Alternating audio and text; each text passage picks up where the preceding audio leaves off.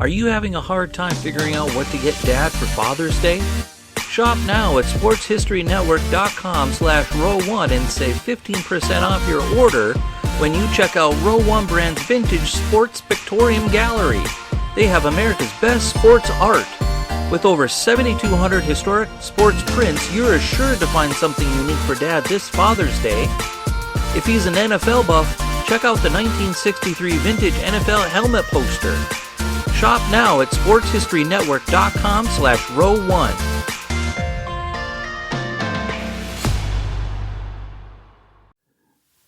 This podcast is part of the Sports History Network, your headquarters for the yesteryear of your favorite sport. You can learn more at sportshistorynetwork.com.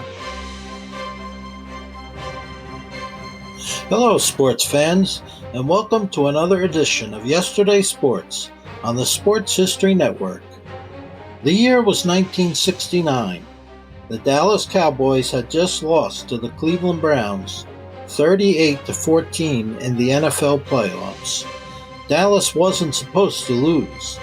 They had compiled an 11-2-1 record in the regular season. One of those losses was to the Browns, 42-10, in Week 7. Still, the Cowboys were favored to beat the Browns and move on to face the mighty Minnesota Vikings in the NFL title game. It would be the fourth year in a row that the Cowboys were good enough to reach the Super Bowl, but didn't. They lost two heartbreakers to the Green Bay Packers in 1966 and 1967 NFL title games. They lost in 1968 to the Browns and then again to the Browns. I was only 7 years old, and it was the first year I followed the NFL. I don't remember the details of the game all that well, but I remember watching it. My interest in football started with playing it, not watching it. My father gave my brother and me a football and a helmet for Christmas. We would play in the yard and sometimes in the park. I do remember football being on our black and white TV at home. My father and brother watched the games often, but I was still too young to understand it, and I also had trouble sitting still. My interest in watching football started with football cards. I don't remember where I obtained them, but I got my hands on some 1969 Topps football cards. I loved looking at those cards with bright, vibrant colors. I was captivated by the colorful uniforms, the helmets, and especially the team logos. I would read all the information on the back of the cards.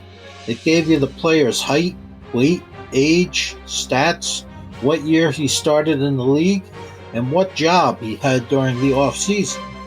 Yes, they had regular jobs in the off-season. It was like a whole biography on each player. That Christmas, 3 days before the Cowboys vs. Browns playoff game, my mother gave my brother and me Dallas Cowboys sweatshirts, our first. She ordered them from the Sears and Roebuck catalog.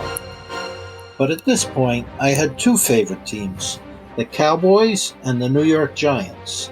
My father was a Giants fan, and he had watched all the great Giants teams of the 1950s and early 1960s.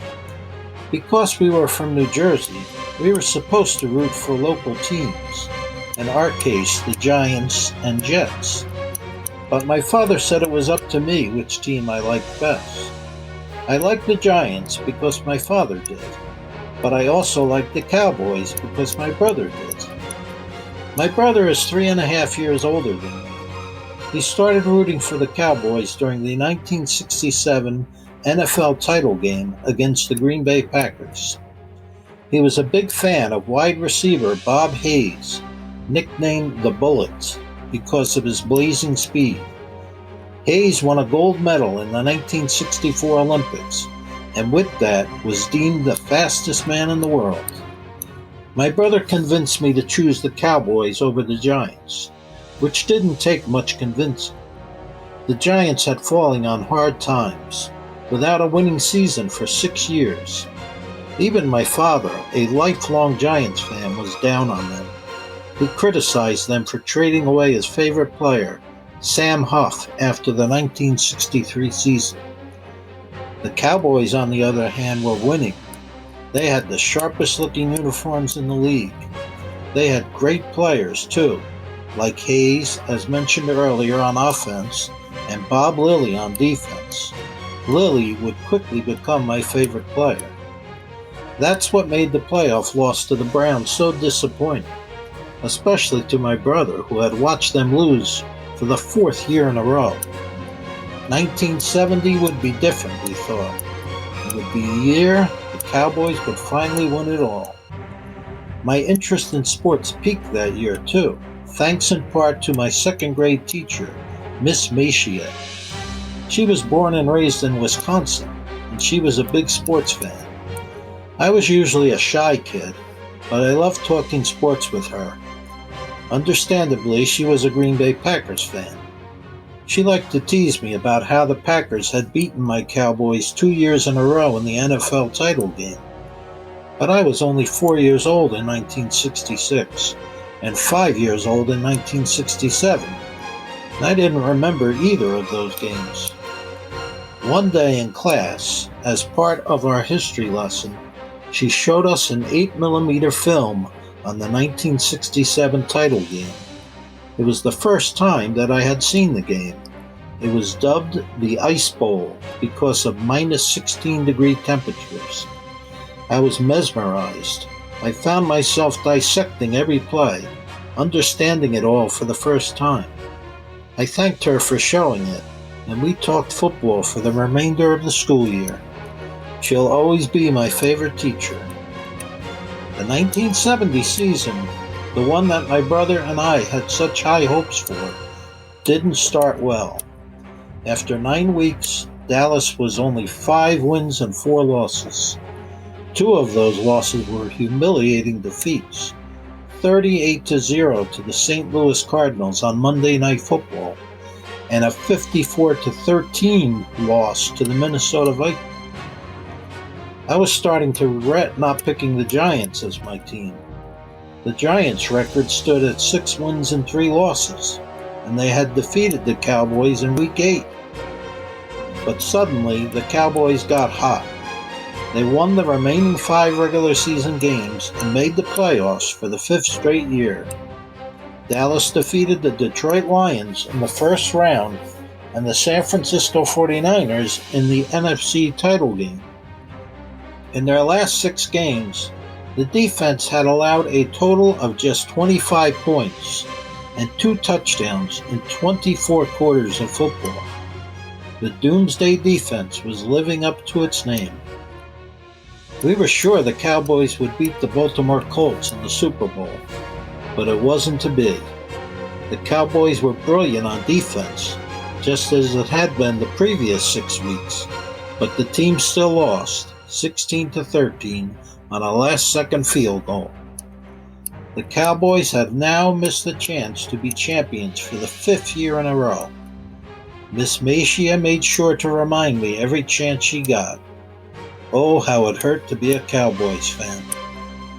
1971 started much the same as in 1970.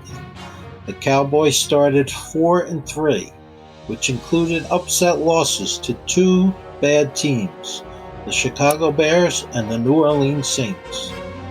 In Week 8, Coach Tom Landry decided to go with former Heisman Trophy winner Roger Staubach as his starting quarterback. The Cowboys then reeled off 9 wins in a row, including a playoff victory over the Vikings and a win over the 49ers in the NFC title game.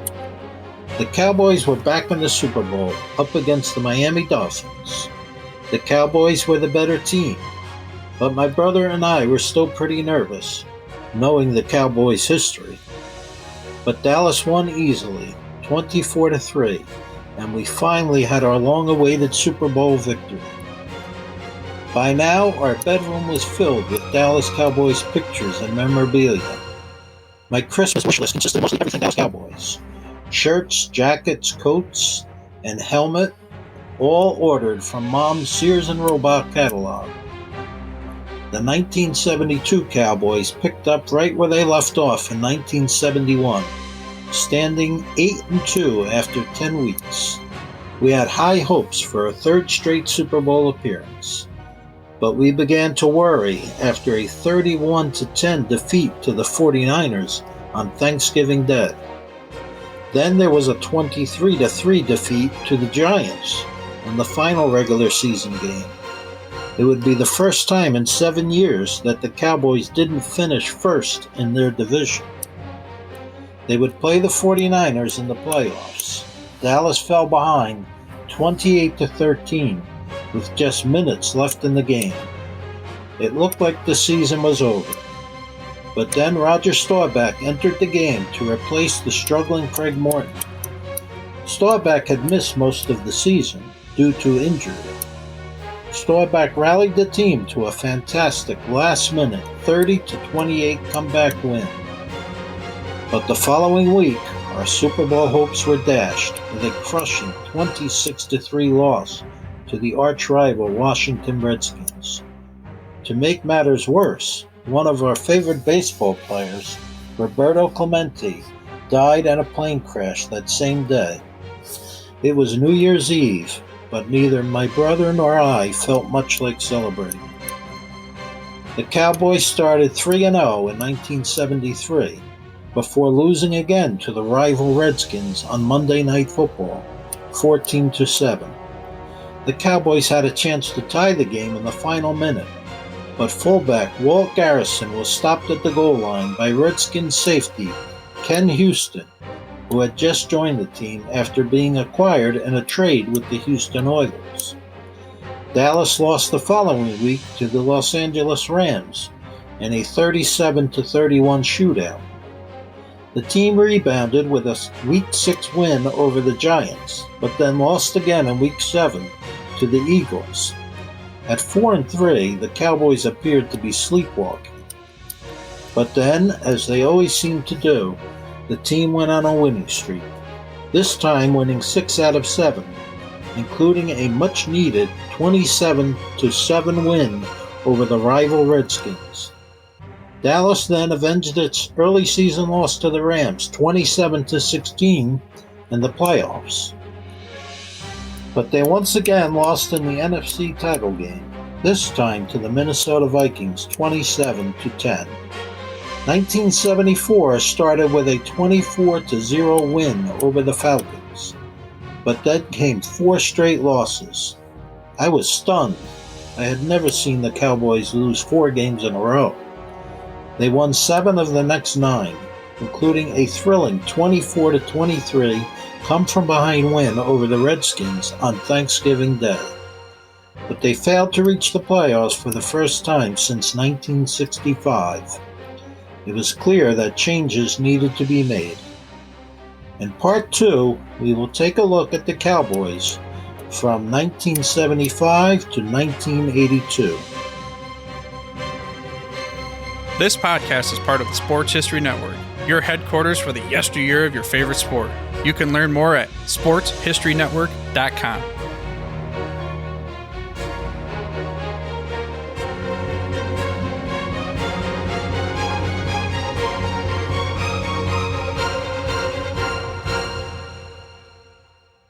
We here at the Sports History Network proudly partner with 26 podcasts, all revolving around the history of sports.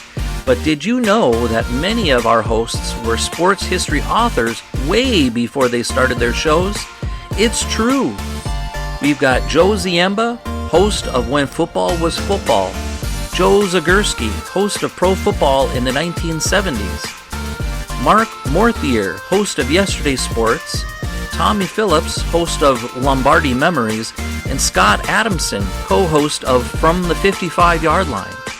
All these authors have many books for you to choose from. To check them out, go to our website at sportshistorynetwork.com/sportshistorybooks. Pick up your copy today. Soundtrack provided by Kevin MacLeod of filmmusic.io.